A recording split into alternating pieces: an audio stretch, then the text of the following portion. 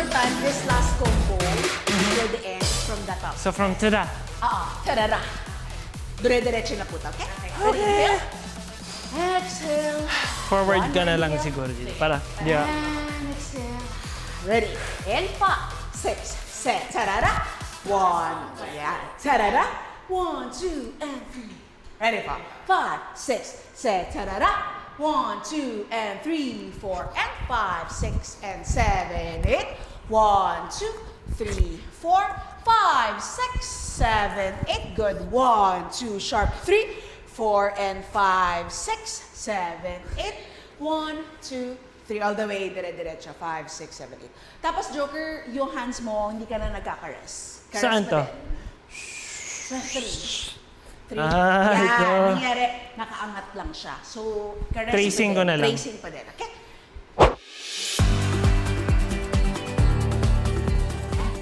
If may isang bagay na garantisadong maaasahan mo sa akin bawat rehearsal, ano yan?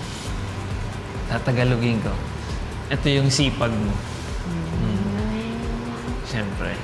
It's naman. Sipag talaga. Hard work is the key. Tama. It's the key. It's the key.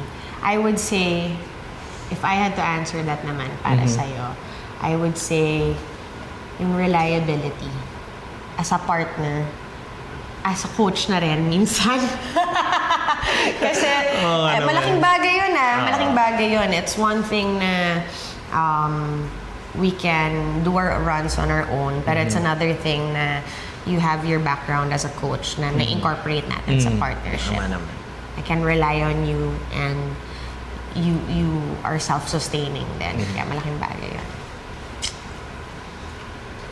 Alam mo kung may isang bagay na na-surprise ako pagdating sa working with you.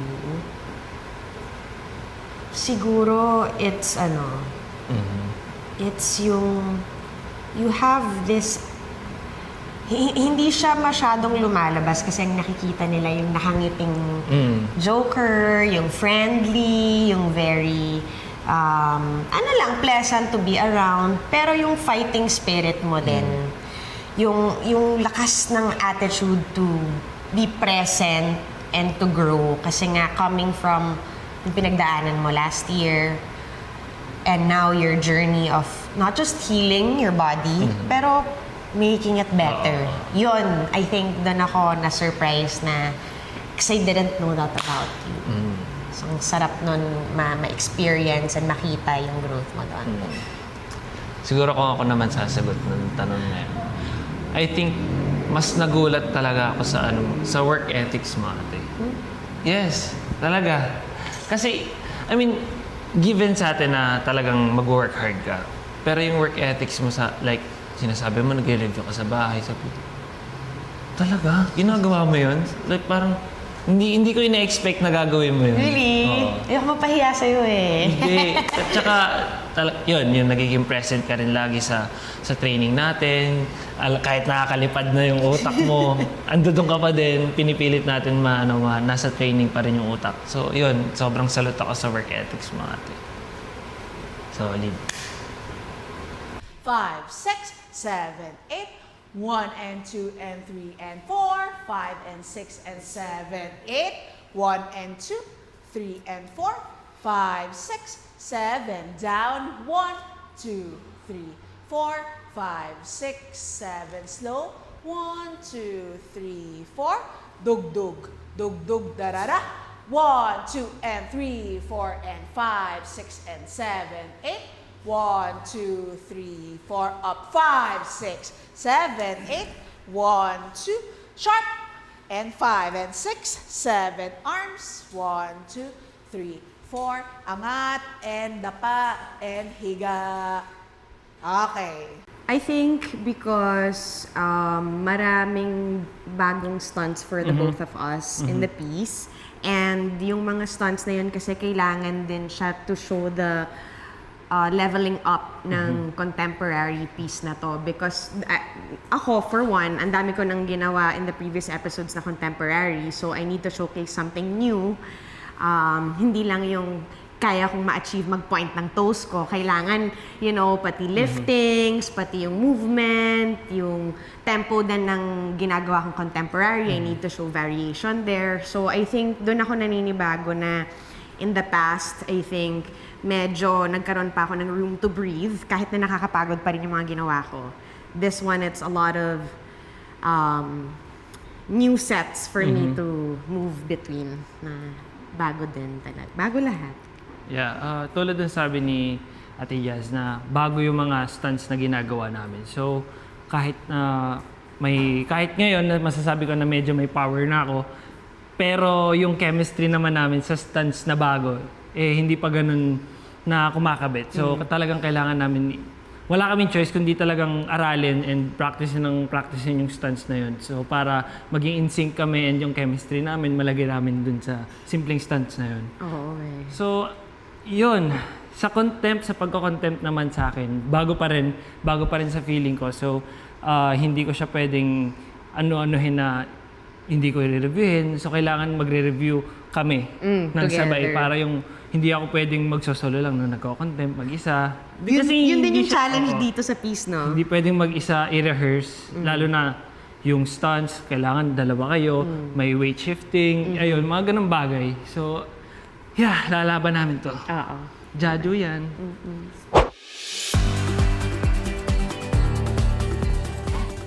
Okay, Jao, I have a question. Okay, so ano yung isang bagay na maasahan mo sa akin every rehearsal natin? Isang bagay. I'm always amazed by how you pick up the dance so quick. Na sometimes I feel like nahuhuli na ako sa'yo. Ganun. Ay, grabe. Kaya that's What? something I trust in you so much. Na pagkabigay ng choreo, kuha mo na agad. At dahil doon, parang we have so much more time to improve the choreography, our execution, polishing it. Ayun, that's it, Pansit. Okay. How about you? What do you think of me? Am I flap? What? Ano, No. ano yung bagay na maasahan mo sa akin? Siguro, I mean, magaling ka naman na talaga sa dancing and everything. So, just that alone is, ano na for me, parang something enough for me to rely on na agad. And yung energy mo lang talaga kasi pag nagre-rehearse tayo is very positive, very go with the flow, na parang, oh, kaya natin yan, ganyan. So, I never feel na hindi ko kaya yung isang bagay kasi you're very supportive. And, yun nga, very positive. So, yun. I love positivity, but not with COVID. Ako, something that surprised me the most working with Shanti is, she's a ninja.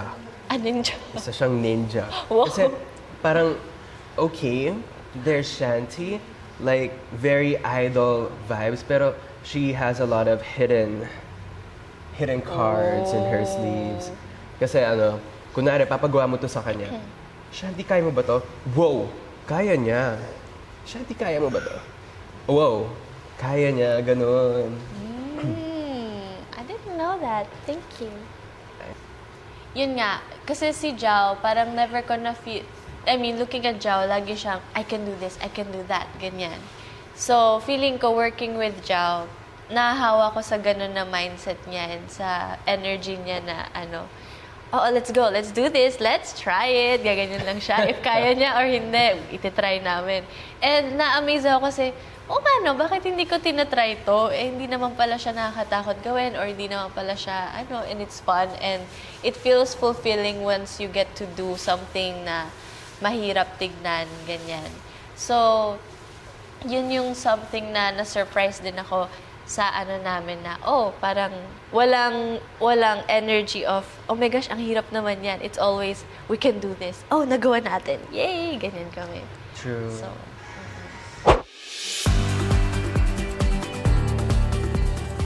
Okay, ready? 5, 6, 7, 8, and 1, 2, 3, 4, 5, 6. 2, 3, 4. Oh, hindi maayos yung natin. Isa pa. Let's go. Isa pa, ready? Try natin, dalawa. Dalawang ikot. Padalawa kasi kaya natin inano agad ng 1, 2, di ba? Dalawang ikot, consume nyo yung 1, 2, 3, 4 para mas makatalon si Sofia. Okay. Ready? 5. Okay yung ginawa mo before na ano, yung parang piniplace mo pa yung sarili mo. Yung Okay. ganon. Para lang at least very ano. Okay, game. 5, 6, 7, 8, and 1, 2, 3, 4, 5, 6, 7, 8, and a 1, 2, 3, 4, 5, 6, 7, 8. Okay, wait. Habang kayo. Try natin yan. Go. Slowly. Kamay. Kailangan So, make five. sure na tama yung kamay niya. So, 7, 5, 8, 6, 7, 8, and 1. 3, 4, 5, 6. Up. O, kunwari. Sige pa. Sige, bitaw ka muna. Ay, hindi ka makakabalance. Hindi kaya. O, kunwari yan muna kasi tama yung ulo niya. So, 1, 2, 3, 4, 5, five, 6, 7, 5, 8. 6, 7, 8. 1, 2. 3. Diretso yun ng 3, 4 ha. Kailangan nyo mag-slide ng 3, 4. 1, 2, 3, 4. Patingin ako ng slide nyo. Kailangan ko talaga makita na nag-slide siya. From jump. 5, 6, 7, 8. 1, 2, 3, 4. Ayun kuya, medyo na ano lang. Magano ka, eto ka. Ha, para meron kang push ng katawan.